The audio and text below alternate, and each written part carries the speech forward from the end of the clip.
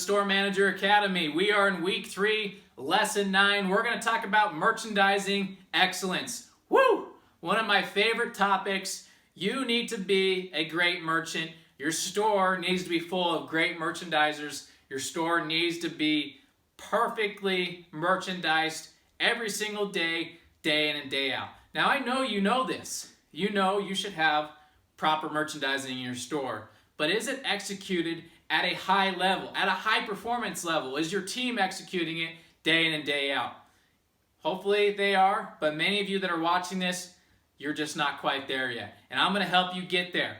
You've got to understand, number one, your own merchandising procedures, standards, your merchandising manuals. Get comfortable with them. So a lot of times, there's great merchandising set forth from the company you work with. And other times, not so good. So you've got to take the good from the bad. But what you really need to do is you've got to go out there and see other stores, whether it's stores within the same company that you work for. I highly suggest you go out there and travel the district. And when you're out there visiting friends and family outside of your home, go and see other people's stores. Just take 10 minutes, 15 minutes, stop in there and look at their merchandising and compare it to yours, good or bad. And then you really need to go out there to like competitors, other retailers that have the same categories as you, and see how they merchandise. Again, good from bad. Take a look, be aware of the traffic of each area. When you see a section that's really shopped heavy, it's messed up, it could be a good thing, it could be a bad thing. If it's really messy, it means that it was shopped heavy, right? Or it just means it's not being kept up. So you've got to really be aware of how customers are shopping, and if a section's really busy, and see how that display is merchandised, how that section is merchandised, and then take those things and apply it in your own store. It's really important that you, as a manager, know your product, know how it should be merchandised. I'm a big believer. Every single SKU in your store, even to the smallest item, has a place, has a destination. Your customers need to be able to find that smallest item pretty easily. And if they can't, guess where they're going to go? Online retailers. We've talked about this before in a prior training when it comes to finding product easily. When you're on someone's website, at least a major retailer or online retailer, you can find whatever product, whatever smallest unique SKU, you can find it very easily on all the major retailers and online retailers' website. Why? Well, it's because it's searchable. It's all categorized, right? You've got to be able to implement that same process in your store. You need to have a place for every SKU. It needs to be merchandised. So if you have a small item, it needs to go in the right section.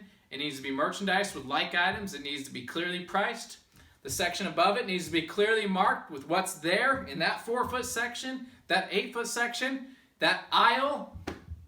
You need to have signs above that aisle so customers know. Take a look at some of the major retailers, Lowe's, Best Buy, Home Depot, even Walmart, and you will see some great signs pointing people where to go. They're going to find the product easy. Now, can you say the same thing about their merchandising? Well, in some stores, yes. In some stores, no. That comes back to your standards of merchandising excellence. You should give that customer the best experience possible for that individual SKU.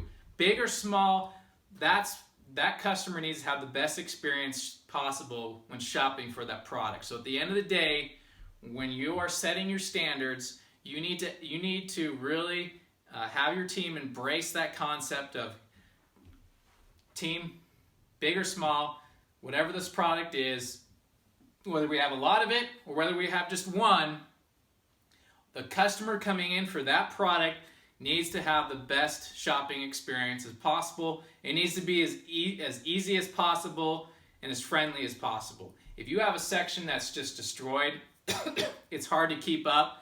You need to change that. You need to change that mentality of, oh, it's always messy, I can't keep up with it. The moment I re-merchandise it, an hour later, it's a mess. I remember we were selling in one of these retailers I was working for these rubber masks. I hated them. Everybody hated them because everybody would put those masks on and chase each other around the store. The section was a mess, and we'd find those masks everywhere around the store. How did we solve that problem? Well, I found some stores just put all those masks behind glass. Lock and key. And guess what? What happened to their sales? It tanked. Not just on the masks, but on the whole department where those masks came out of. They just destroyed that in-store experience for the consumer. So you know what I did? I embraced the madness.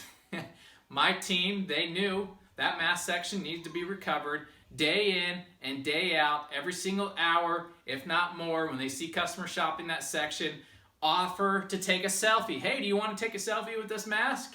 You want me to post it on Facebook for you? They went in there, embraced the fun, and we sold a whole lot of those rubber masks, and we sold a lot more of product and goods at that department versus the stores that put it under lock and key. That is why, again, merchandising excellence is important, because you're creating that unique experience for your customers. They want to come in and they want to have that experience. That's why they're not shopping online for that individual product, because they know you have it and they want that experience. So again, I can't emphasize it enough. There needs to be a place for every product. It needs to be shoppable for your consumers. It doesn't matter how many of that product you have or lack thereof. You've got to make it easy for the consumer. Now just to circle back on the merchandising excellence. Recovery is such an important factor in merchandising excellence. You've got to build a strategy around recovery. How often should you recover each department? How often should you recover your store? Well, every store is different, and it depends on the highs and lows of your traffic, but you need to have a written plan in place for your team on when you recover, how often you recover, why you should recover. This should be in writing, and everybody on your team should understand it.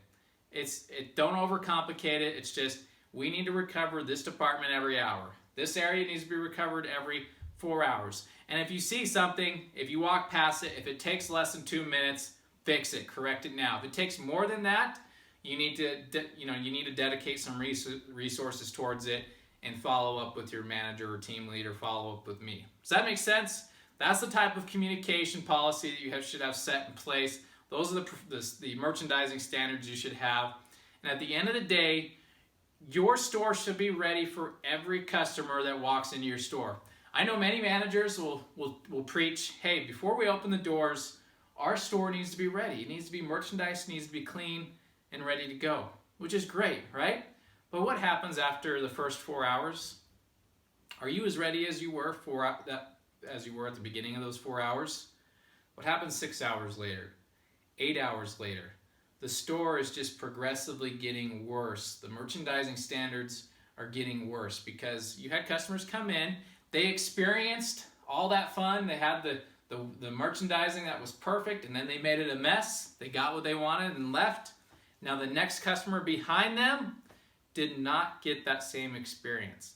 And that is why recovery is so important. That is why you should duplicate that experience, that first customer experience, with every customer. So when a section is shopped, you've got to teach your team to go back behind that customer and re-merchandise everything that was shopped and give it that perfect merchandising look, give that perfect experience for your next consumer. That's it. That's really what merchandising excellence comes down to, my friends. You just got to give the same experience as customer 1 to customer 150.